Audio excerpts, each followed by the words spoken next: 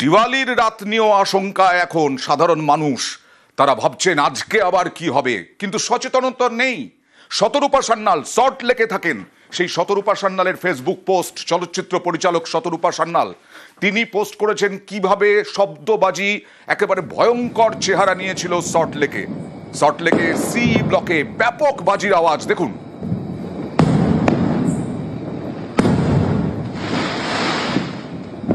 বোমা পড়ছে মনে হচ্ছে।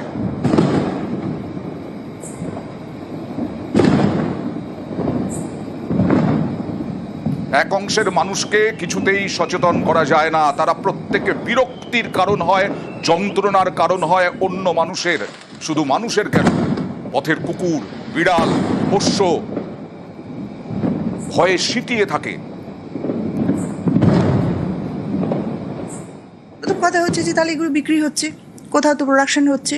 আইন করা হয়েছে যে একটা নির্দিষ্ট ডেসিবেলের উপরে যাবে না, সেসবের কোনো তোয়াক্কা নেই। এগুলো কে পরীক্ষা করবে? পরীক্ষা করার জন্য একটা সেল নিশ্চয়ই আছে, সিস্টেম নিশ্চয়ই আছে, সেটা কোনো কাজ করছে না। বেরিয়ে দেখতে পাচ্ছি আকাশটুকুন যেখানে সেখানে একটা ঝিলিক দিয়ে উঠছে, তারপরে দাম দুম করে শব্দ। আমার বাড়ির উল্টো দিকে এক বৃদ্ধা থাকেন, আমার ডান দিকের বাড়ি, বাঁ দিকের বাড়ি, ওপরতলায় যারা থাকেন তারা প্রত্যেকে বৃদ্ধা এবং প্রত্যেকেই অসুস্থ। এই মানুষগুলোর কথা কেউ ভাবলো না? রাত্রি 1টা, 1:30, 2টো, 2:30 কোনো বিরাম নেই। মানুষ তার প্রতিবেশীর প্রতি সদয় হোক, শিশু, বৃদ্ধ এদের প্রতি একটু করুণা রাখুক মনের ভেতরে। এই যেটা হচ্ছে না, এটা মানুষের কাজ না। সুস্থ মানুষকেও অসুস্থ করে দেবে এই বাজির আওয়াজ। রাত 2:30 পর্যন্ত সল্ট লেকের বাসিন্দারাও বিরক্ত। কালকে সারা রাত এত শব্দ, এত বাজি পড়েছে, সত্যি কথা বলতে ভীষণ প্রবলেম। বৃদ্ধ বাবা মা আছেন, বয়স্ক লোকেরা আছে, নিশ্চয়ই লোকে সবাই আনন্দ করুক, সেটা কোনো অসুবিধে কিছু নেই, কিন্তু একটু যদি প্রতিবেশীর কথা সবাই ভাবে তাহলে ভীষণ ভালো হয় আর কি।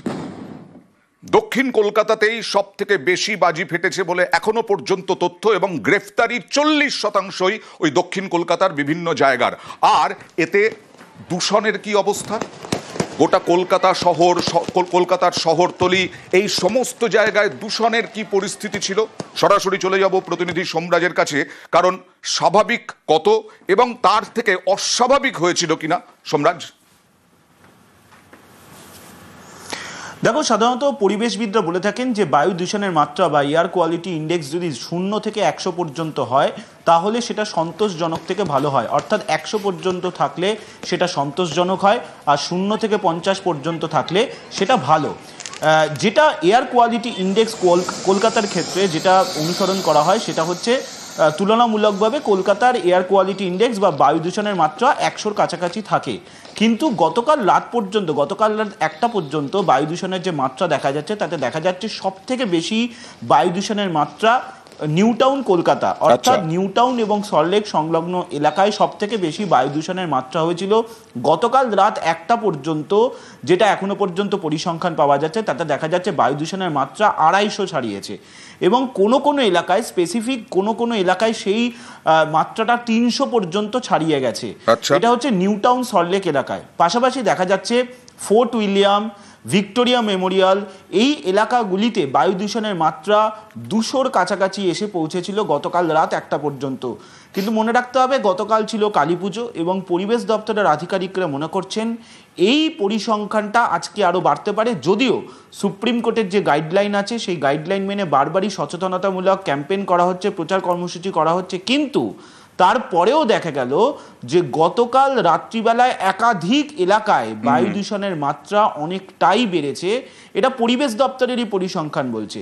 পাশাপাশি তুমি যদি শহরতলির দিকে যাও সেখানেও দেখা যাচ্ছে বেলুর থেকে শুরু করে মহেশতলা থেকে শুরু করে বজবজ থেকে শুরু করে একাধিক এলাকায় বায়ু দূষণের মাত্রা 150 ছাড়িয়েছে, কোথাও 200 ছাড়িয়েছে। অর্থাৎ যেটা বলা হয় যে বায়ু দূষণের মাত্রা 0 থেকে 100 হলে সেটা সন্তোষজনক বা ভালো।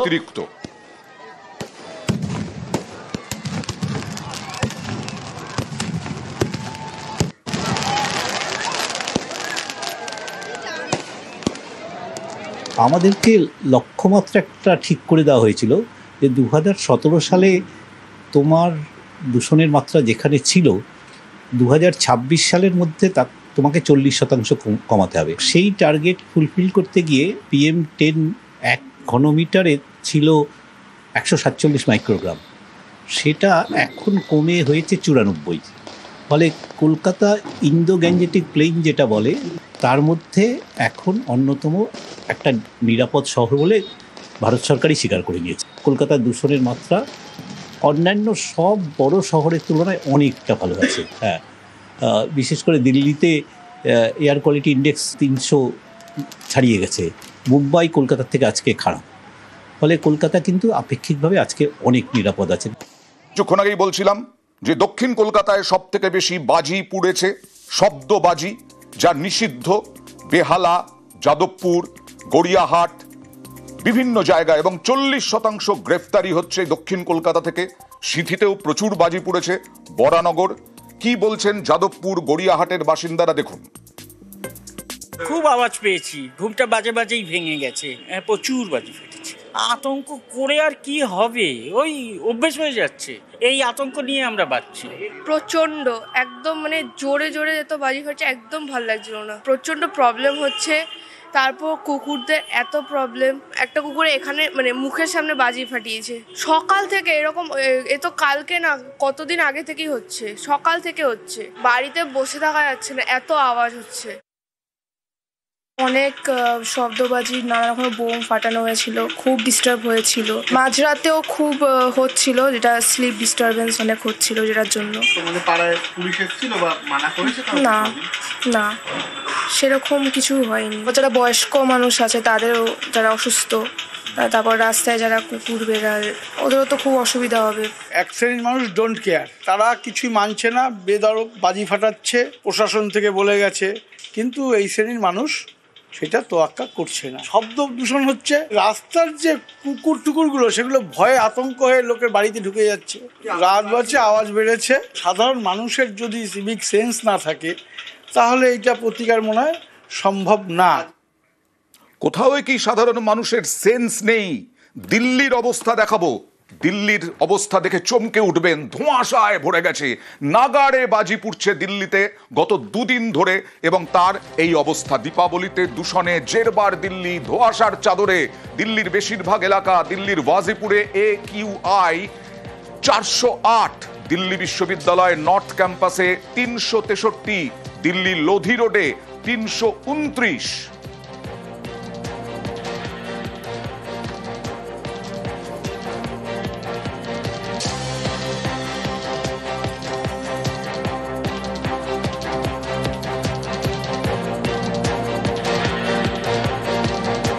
দেখা যাচ্ছে ইলেকট্রনিক বোর্ডে এইভাবেই দূষণে জেরবার। আজকেও আরো অনেক দূষণ ছড়াবে।